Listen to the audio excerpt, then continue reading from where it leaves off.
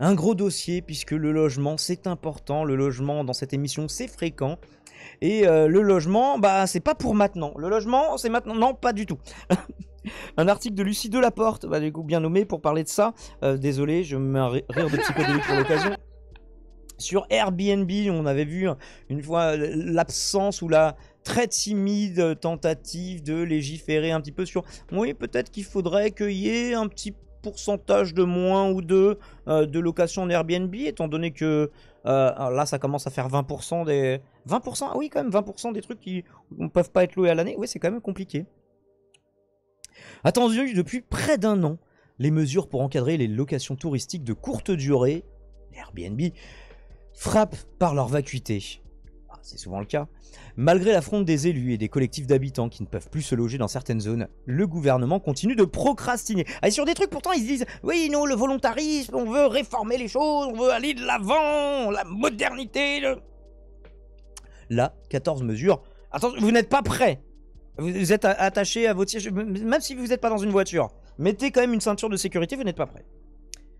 Habiller l'inaction politique est un art qui a ses règles. En découvrant la liste des 14 mesures pour lutter contre le... Vous allez voir des fois, en fait ils sont tellement dans la race, ils avaient annoncé 14 mesures qu'il y en a des fois ils les découpent en deux. Ouais c'est bon, celle-là ça fait 2 mesures. Ouais en fait on dit rien dedans, mais ça fait quand même 2 mesures. Pour lutter contre le manque de logement dans les zones touristiques présentées mardi 18 juillet par le gouvernement, on ne peut que s'incliner devant le savoir-faire de l'exécutif en la matière. Ouais, c'est le... et en même temps. Et on va dire que c'est un dos, et en même temps, on ne va rien faire contre. Ça fonctionne en tous les cas. Le diagnostic des effets délétères de la location de courte durée type Airbnb sur certains territoires, avec le retrait massif de logements à la location classique, puisque malheureusement le logement reste un marché pour le moment. Revoyez l'émission dernière, on avait React sur Ribot, de Dans la Sauce, sur la propriété immobilière, c'est le vol. Spoiler, oui. Avec le retrait donc massif de tout ça sur le marché, l'augmentation des loyers et de la spéculation immobilière. Ah oui, bah du coup cette zone-là c'est touristique, donc pour faire, il y a plein de gens qui achètent pour faire des investissements locatifs en mode Airbnb, le maximum qu'ils peuvent. Voir qu'il y a une niche fiscale en plus pour ça. C'est quand même très très malin. Et du coup bah tu te dis ah mais sachant que les gens ils l'achètent en Airbnb, je peux le vendre plus cher. Encore une fois, c'est bien fait. En tout cas, c'est fait depuis longtemps. Les rapports sur le sujet se sont accumulés ces dernières années, avec notamment celui très complet des inspections générales, paru en mai 2022, ils vous en mettent le lien, et qui contenait déjà de nombreuses propositions. Depuis des mois, les maires de villes touristiques, toutes tendances confondues, interpellent avec force sur le sujet, en expliquant qu'ils ne parviennent plus à loger leurs habitants. Dans une récente tribune, ces édiles demandaient notamment de revoir la fiscalité de ces locations, mais aussi de réduire le seuil de 120 nuitées par an jugé trop important. Comme 120 nuits par an où ton truc il est pas disponible quoi. Et pour être dans une niche fiscale, c'est ça qui est fou. Tu soustrais ton bien du marché 120 nuits. Donc en fait, il y a des fois des gens que ça peut les intéresser, genre de... tu vois, de louer à la... Tant que c'était que l'été, tu vois. C'est là où l'effet de seuil peut être important. C'est que tu as quand même des logements où tu les loues à des étudiants qui vont faire leur année ici et ils n'ont pas besoin d'avoir un bail sur plusieurs années. Ils ont besoin d'avoir le bail garanti jusqu'à la fin de leur année scolaire. Bon, c'est quand même un peu de la précarité tout ça, mais bon, si tu retapes ton année, si... plein d'autres questions. Mais par contre, quand c'est 120 nuitées, bah ça laisse pas suffisamment de place à un étudiant, et ça c'est quand même souvent ce qui est compliqué quand tu es étudiant et que bah je sais pas, dès que tu fais des études supérieures, souvent faut aller plus loin et donc louer un appartement. Tu restes pas chez papa maman nécessairement. J'en étais parti pour d'autres raisons, mais il y en a, t'as simplement pas le choix quoi. Donc 120 nuitées par an, c'est un petit peu trop. Qu'est-ce que vous nous dites? Daprod, c'est toi? Ah oui, Barty Joule, effectivement, c'est quelqu'un oui, qui méritait des time-out de mémoire. Je sais pas si c'est la même personne. On parle de logement pour le tourisme ici. Oui, mais du coup, c'est logement pour le tourisme. Si ils arrivent à 120 nuitées par an, bah le reste de l'année, oui, alors je vous le loue de septembre à décembre. Oui, non, mais en fait, je cherche pas à passer des vacances, moi. Ah bah oui, mais il est disponible que de septembre à décembre, vous vous démerdez avec ça. Et en fait, c'est même pas... En fait, les 120 nuitées par an, tu l'as rentabilisé. Ça te rapporte tellement plus. Et en plus, on va le voir après, t'as des abattements fiscaux de dingue. En fait, t'as pas... Qu'il soit inoccupé tout le reste de l'année avec 120 nuitées, t'es bien. Bon, par contre, les gens qui cherchent un toit sur leur tête sont moins bien. Aujourd'hui, la niche fiscale, puisqu'on en parlait, pour ces locations de courte durée est telle, l'abattement peut atteindre 71%. On regardera le détail tout à l'heure. Qu'il est infiniment plus avantageux de louer sur des plateformes pour des périodes courtes. Oui, c'est... En fait, c'est... On encourage un pragmatisme qui nuit à l'intérêt commun. Pragmatiquement, oui, si ton but est de faire de l'argent, de rentabiliser ton bien, bah oui, ça va te faire rentrer beaucoup plus d'oseille. Donc il est infiniment plus avantageux voilà, de le faire ça sur des périodes courtes. Les investisseurs ne s'y sont pas trompés en rachetant par immeuble entier des logements destinés à ce type de location. Alors que les pires passoires thermiques classées F et G sont progressivement interdites à la location, les meublés touristiques de courte durée sont eux exemptés de tous travaux. Une incroyable aubaine. Devant la bronca montante des collectifs d'habitants et élus, notamment en Bretagne et au Pays Basque, le gouvernement avait décidé de créer en septembre dernier un groupe de travail dédié. Ils aiment ça. Ils aiment, oui, voilà, on va faire un grand débat, on va faire un Grenelle, on va faire un conseil citoyen de trucs qu'on n'écoutera pas. Donc on attendait donc les conclusions. Au moment où la crise du logement s'aggrave en France, il était plus que temps de prendre des décisions. Surtout après le retrait in extremis de la proposition de loi transpartisane visant à mieux encadrer ce type de location, épisode qui avait déjà montré le grand embarras de l'exécutif sur le sujet. En même temps un peu gêné sur le coup. Combien? Oui, bah je sais, Dr XL, combien? 71% et 14 mesures. Et voilà, les mesures arrivent, vous inquiétez pas. Les 14 mesures présentées mardi ne font que confirmer que le pouvoir ne veut surtout pas s'attaquer au business florissant des plateformes. Emmanuel Macron a d'ailleurs toujours eu de nombreux égards pour la plateforme américaine Airbnb. Décidément, tous les trucs genre Uber, Airbnb, il adore. C'est la Startup Nation, c'est voilà. Bon, en tout cas, c'est des startups dans la nation, mais bon. Qui réalise en France son plus gros chiffre d'affaires après les États-Unis. Bon, ils payent pas trop d'impôts à ce que je sais, mais bon. Encore une autre composante du problème. Comment mettre en scène qu'on prend le problème à bras-le-corps sans rien changer? Quand on ne veut pas faire grand-chose tout en donnant des gages apparents de volontarisme, rien de tel que de créer un énième observatoire. La création d'un observatoire du logement dans les territoires touristiques est donc la première mesure annoncée. Il permettra, deuxième mesure, oui c'est la même mais ça compte pour deux, on vous a dit, d'améliorer la connaissance des dynamiques des territoires touristiques en Europe et des réglementations existantes. Oui, on ne sait pas du tout en fait où est-ce que les gens ont plus besoin d'être logés, le nombre de logements qui sont disponibles. On va faire un truc pour aussi savoir quelle est la loi. Parce qu'on nul n'est censé ignorer la loi, mais nous, au sommet de l'État, on sait, je sais pas, tu vois, si on nous dit pas. Il faut quand même faire un conseil pendant un an ou deux, et après, on sera au courant peut-être, si on n'a pas autre chose à gérer. C'est la guerre en Ukraine quand même, monsieur, donc... ils ont leur immeuble est détruit, ils ne se plaignent pas. Est-ce que vous entendez les Ukrainiens se plaindre? Non. Je comprends pas pourquoi, même de courte durée, les logements ne devraient pas être isolés. C'est vraiment de l'écologie de pacotille, le gouvernement nous dit, Laura. Alors, tu pourrais le justifier en mode, ouais, si tu loues l'été, bah, c'est pas très grave que tu puisses pas trop chauffer, tu vois. Alors après, ouais, bon, c'est du coup, t'as ultra chaud aussi. Les passoires thermiques, ça fonctionne dans les deux sens. Mais en mode, ouais, bah c'est moins gênant, tu vois, d'être dans une passoire thermique. Voilà, ouais, c'était peut-être le cas il y a quelques années. Maintenant, on voit à quel point ça peut être gênant d'être dans une passoire thermique l'été aussi. Je pense que c'est comme ça que ça justifie à la base. Juste un truc, parce que j'ai plein de trucs à réagir, mais juste pour des infos factuelles sur ce que tu es en train de dire en plus. Ouais. Ça fait suite en 2019 à la suppression par le gouvernement Macron déjà à l'époque de plein de thermomètres qui servaient à mesurer justement l'état du mal logement, donc notamment l'ONPES qui était l'Observatoire national de la pauvreté et de l'exclusion sociale et d'autres trucs de ce style-là. Ils avaient supprimé environ 17 comités à caractère consultatif qui avaient pour but de surveiller ça. Et bah, maintenant ils sont en train de le remettre en place parce que voilà, ils avaient fait de la merde quoi. Encore une fois, voilà. C'est bien fait je trouve. De façon pragmatique, rationnelle, basée. Second degré, on sait que c'est pour les potes. Ah bah je sais pas, si tu sais du second degré, il faut mettre des emojis, des capas, des choses dans ton message. Distribuer quelques flyers et brochures. Mais, mon dieu, ça va pas être la troisième mesure ça. Est aussi un bon moyen de montrer qu'on agit. Le guide de la réglementation des meublés de tourisme sera ainsi largement diffusé pour rappeler le cadre actuel. Qu'on ne connaît pas puisqu'on est en train de créer des observatoires pour savoir la réglementation existante. Peut-être on va faire une brochure pour les prévenir qu'on va faire un truc pour savoir quelle est la loi. Je pense que c'est une bonne utilisation de papier et d'essence pour le transporter. On peut également, après tout, pourquoi pas, identifier 10 territoires pilotes. Oui, alors, essayons. Alors, une fois qu'on aura beaucoup réfléchi, on essaiera que à certains endroits et on verra. Ce qui permettra de définir une stratégie territoriale sur mesure et de mobiliser les outils disponibles ou à structurer. Avoir ce plan de lutte contre l'attrition des logements permanents en zone touristique, il est clair que le gouvernement a toujours besoin de donner du temps au temps.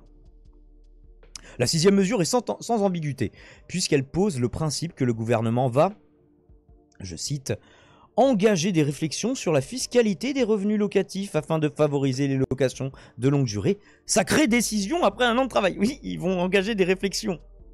Après avoir fait les réflexions pendant un an, là maintenant, ils vont les engager à réfléchir plus dessus. Bon, on va pas encore prendre de décision. Ça, non. Vous remarquerez aussi le mot favoriser.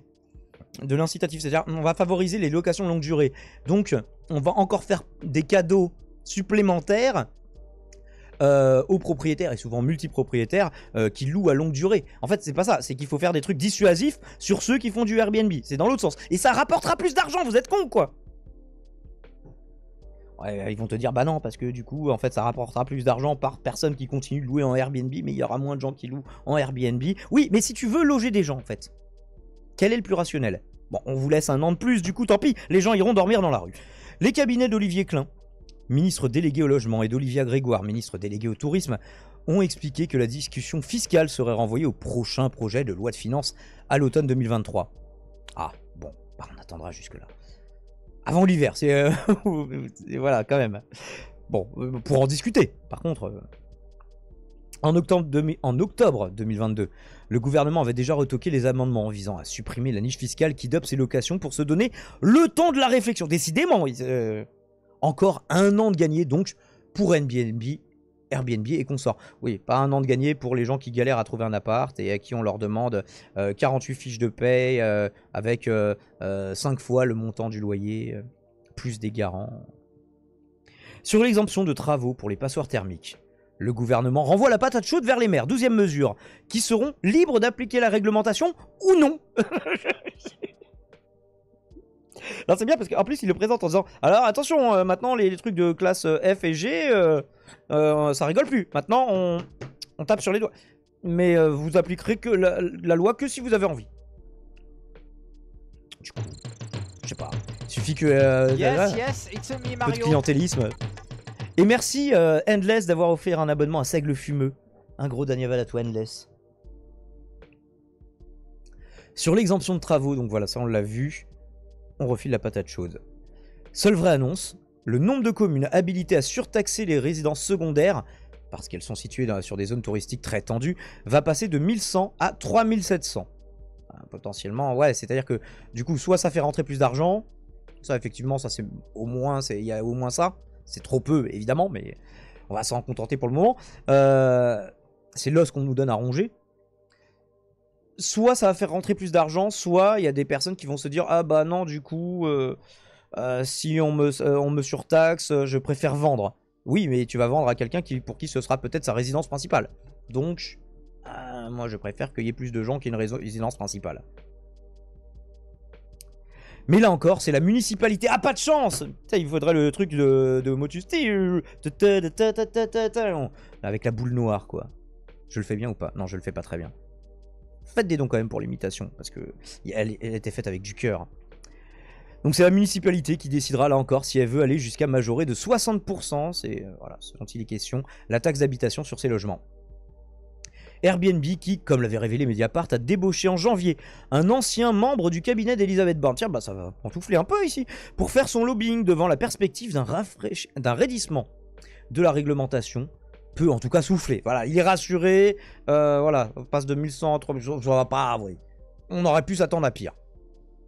Rien ou presque dans ce plan ne va entraver le business du géant américain qui ne paye pratiquement aucun impôt en France. Et là encore, je trouve quand même que c'est bien fait qu'un marché comme ça, aussi délétère, qui rapporte autant d'argent, à Airbnb en rapporte pas du tout aux pays qui subissent ce truc-là.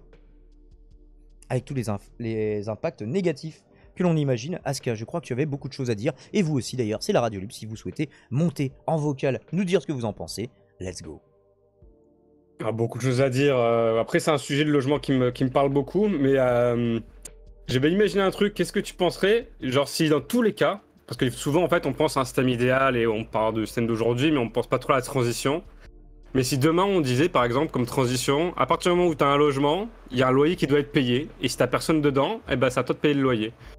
Ce qui fait que du coup, tous ceux là qui seraient en train de faire du Airbnb Chaque ou de la mois location, où tu ne loues pas, bah, tu perds encore d'autant plus c'est d'argent. ça. Ouais. Tu payes le loyer qui aurait dû être payé par le locataire et tu mets le montant que tu demandes aux gens et c'est à toi de le payer. Ce qui fait que du coup, bah, quand t'as personne, bah, t'as intérêt plutôt à ce que le loyer soit faible quand il y a des gens dedans parce que sinon c'est à toi de payer le loyer, quoi. Ce qui fait que non seulement tu tires les loyers à la baisse, mais en plus t'as de l'argent qui rentre quand il y a personne pour construire du logement sympa, quoi. Parce que les gens ils vont pas déclarer ces trucs-là en résidence secondaire jusqu'à ce qu'ils décident finalement de le louer. Ah mais l'important c'est que le logement ne soit pas occupé, quoi. Après peu importe le statut du logement, hein. Si Donc t'as les un résidences logement, secondaires, si tu vas 10 jours par an, tu dois payer l'équivalent du loyer qui est... bah Ouais, tu je fais sais un pas. truc Enfin, tu fais un truc qui est plus t'as droit à une quitte à faire un résidence truc comme secondaire, ça, quoi. quitte à faire un truc comme ça, est-ce qu'on pourrait pas juste dire ouais bah au bout de tant de temps inoccupé, on se réserve le droit de le saisir ou alors de vous le racheter à un prix qui correspond pas au marché, tu vois, qui est tout à fait spéculatif. Oui, ça, ou alors on le loue à ta place, ça reste ta propriété, mais on le loue à ta place, toi tu touches rien, juste voilà quoi, tu dois être Ouais. en mode neutre, Bon quoi. compromis. En mode. Bon compromis Mais ouais. centre-gauche. Après, il y a le côté aussi, pour moi, les résidences secondaires, t'as le droit d'en avoir une, quoi. T'as pas le droit d'avoir 5 résidences secondaires, quoi. Parce que sinon, les dérives arrivent vite, quoi. Oui. Et c'est pour ça, moi je dis oui, une résidence secondaire, pourquoi pas, mais pas une tertiaire, etc. Là, c'est compliqué. Alors, déclaration d'impôt liée au revenu Airbnb, que faut-il savoir? Si tu vois les recherches des gens, ils sont là, ouais, abattement Airbnb 71, ils sont là, genre, ils font tous la recherche. Comment ne pas payer d'impôt avec Airbnb? J'ai même vu ça comme recherche prédictive. Oui. Et alors, du coup, ils vous donnent un petit peu le détail. Le taux d'imposition déjà inférieur à 10 777, taux d'imposition 0. C'est quand même plutôt pratique. Et quand tu vois le prix d'un avocat fiscaliste et que tu te dis que c'est rentable pour eux de les embaucher, ça dit tout, quoi. Oui. Ah, oui, tu économises beaucoup plus d'argent, tu gagnes beaucoup plus d'argent. Et alors, il y avait aussi un peu plus de détails. Voilà ici, les meublés de tourisme classés.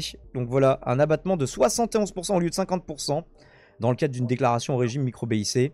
Donc bénéfices industriels et commerciaux. Par ailleurs, le plafond est relevé à 176 200 € au lieu de 72 600. C'est-à-dire que non seulement il y a un abattement, mais en plus il y aura un abattement sur une assiette encore plus large. Encore un cadeau supplémentaire. Bravo! Et après, voilà, avec les autres cas, les chambres d'hôtes. Alors là, c'est un peu plus compliqué parce qu'il faut que ce soit à ton domicile, où tu loues une pièce, où tu accueilles les gens eux-mêmes.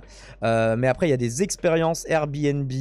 Et ils vous disent que justement, vous pouvez utiliser un service de conciergerie pour les expériences. Il faut quand même qu'il y ait un accueil de quelqu'un. Mais vous pouvez donner une petite commission à quelqu'un pour le faire. Et quand même, fiscalement, c'est plus avantageux de payer quelqu'un parce que vous n'êtes pas forcément dans... Ils le disent, ah, mais vous habitez pas forcément... Là, vous ne voyez rien, hein. Pardon, depuis tout à l'heure. Et vous n'êtes pas forcément dans la même ville que le bien que vous louez. Du coup, c'est pas grave. Vous payez quelqu'un pour rendre le truc légal à votre place. Voilà, on va dire qu'il y a une conciergerie, que du coup vous êtes, voilà, c'est des chambres d'hôtes. Let's go. Abattement. Abattement énervé. Et là encore, je sais que je le dis trop souvent, mais quand même c'est bien fait. On a aussi une reprise par l'éco-touristique, si vous souhaitez. Je vous mettrai comme d'habitude tous les liens dans la rediff. Hein. Ça, normalement, j'oublie jamais de le faire. L'éco-touristique qui en parle avec forcément un autre prisme. Parce que eux, ils vous disent, oui, les passoires thermiques sur Airbnb, c'est presque fini. Non, c'est pas presque fini, c'est à la discrétion des gens, des municipalités qui ont envie de le faire ou pas. Bientôt des Uber chats de compagnie. Satil, est-ce que tu aimerais que je te loue à des gens? Comme ça, ils pourraient te caresser. Ah, c'est dommage, ma Satil Cam m'a lâché pour la soirée. Et là, elle est posée en arc de cercle sur l'ordinateur en train de faire dodo. Ah oui, les barachas, quelque part, c'est un petit peu ça. Hein. Est-ce que vous loueriez Satil? Est-ce que vous payeriez de l'argent pour ça? Je ne sais pas. C'est une fin de capsule très très bizarre, hein, YouTube. On est d'accord.